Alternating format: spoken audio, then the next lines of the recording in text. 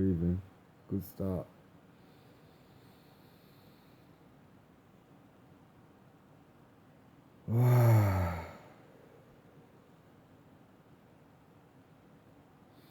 We forget to breathe properly sometimes, don't we? When we're thinking and we're trying to reach conclusions in our mind, we're not present with our breath, so we will be breathing unconsciously and shallow. But so I was thinking about humans who going to employ the word use here. That being humans who hide information to manipulate situations to gain an advantage for the self.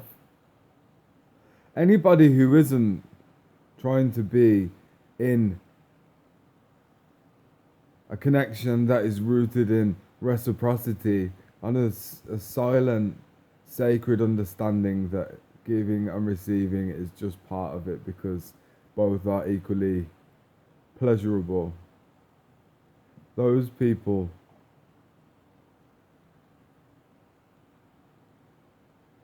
because I was thinking about those people in relation to this people.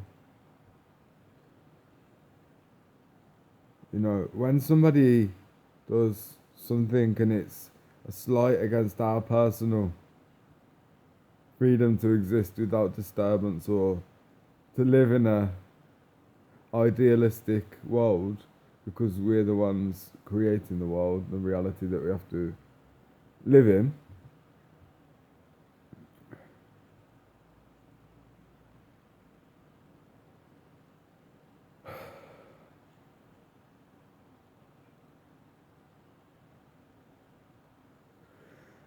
Humans can only use other humans, or will only be tempted to use other humans for purposes that they cannot fulfill for their self, within their self, by their self. So what is that? Well, that's a multitude of things. Some are practical, some are financial, some are emotional. The point is we can be what we all need for each other. We have to give all of us to the cause of that. All of us, every aspect of I belongs to we.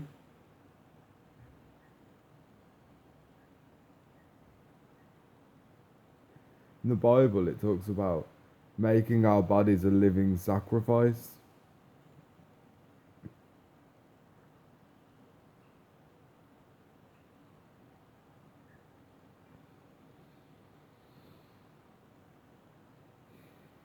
Any connection based on what I can get from it is just about insecurity. It's about ungratefulness with the life that I have. The ways that I'm able to meet my basic needs are enough in this life. I don't need to go searching in other external entities or ideas or programs or institutions or cults or for that. I just want to be in collaboration, in unity with others who just want that.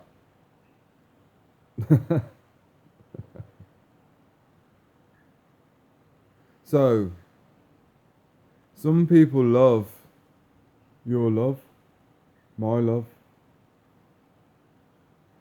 the way that some humans are able to channel the energy of pure unconditional love. There are a lot of fans of that. I'm a fan, massive proponent and advocate for love. If you know me, you know. If you don't, you may come to know.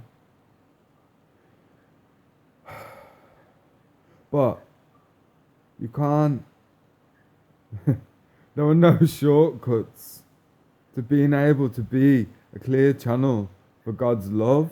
You have to do the hard work. You can't just attach yourself to somebody who grants you all the benefits just because you know. Because all that business, it's not what you know, it's who you know. That sounds very familiar. That sounds like a different world that used to exist. No longer. Now we're entering the age of communion, of sharing, of expressing, of openness, renaissance. Because when we just are concerned with being who we are, and by that I mean not obsessed with any particular doing or way of being, or when we just exist without worrying about contradicting ourselves or holding ourselves up to some sort of fantastic, idealistic template, or when we're not too fussed about who we are being in terms of who we are being for other people or how that is received, then naturally we can only gravitate towards other people, other humans who are in the same energy, with the same mindset, that they don't give a fuck. They care deeply about the humans. They realize oneness. They know we are all one. But they don't care what anybody thinks. Because most of other people's opinions is just groupthink. So it's only one opinion. One stupid human. The majority of the world is one stupid human. But where love's concerned, it's always 2 against 1. So what does it matter? Yeah, exactly. It's like that.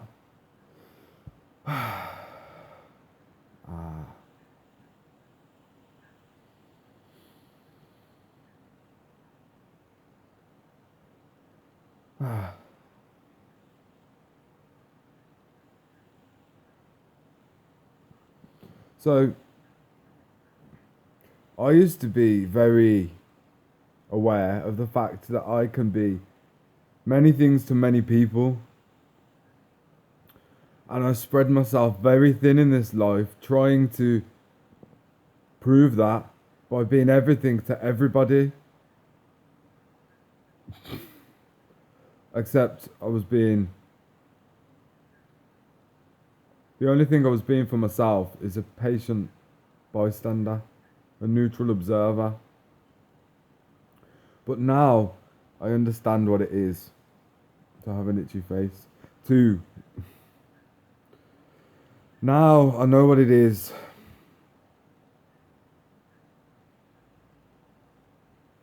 to live softly and compassionately, to live in full acceptance and allowance of, well, everything, but in terms of me, what I give to myself.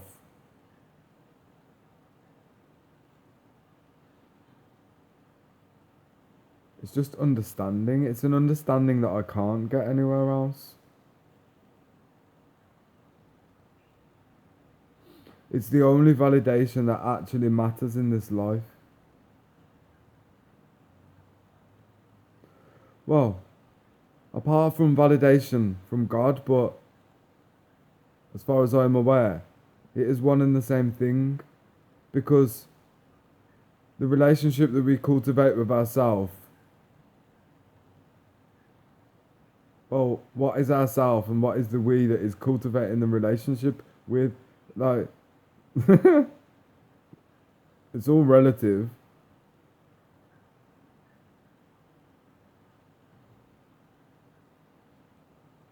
To be an observer of the paradigm in which we find ourselves in. To to sort of disengage and allow you to live your life freely. Watch with curiosity. To see things stretched to the nth degree so that they can become, so you can receive closure and conclude them. Make choices.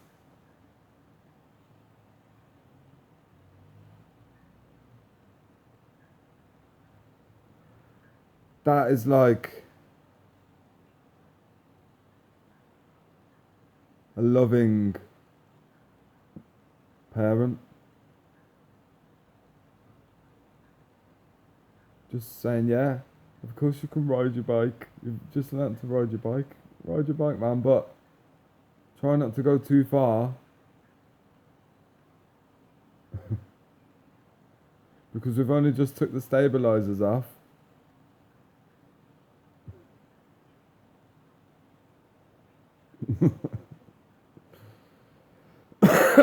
So, self-love. We are owed that. But that also makes us responsible for that. We have no choice but to love ourselves if we want to understand love. You can't just receive love from, well, you know, an other, some others. We can't just give love because that's not loving to self.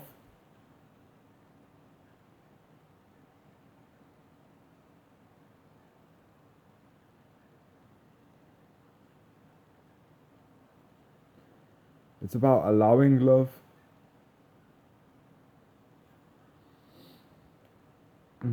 Yeah, I reckon. I allow love.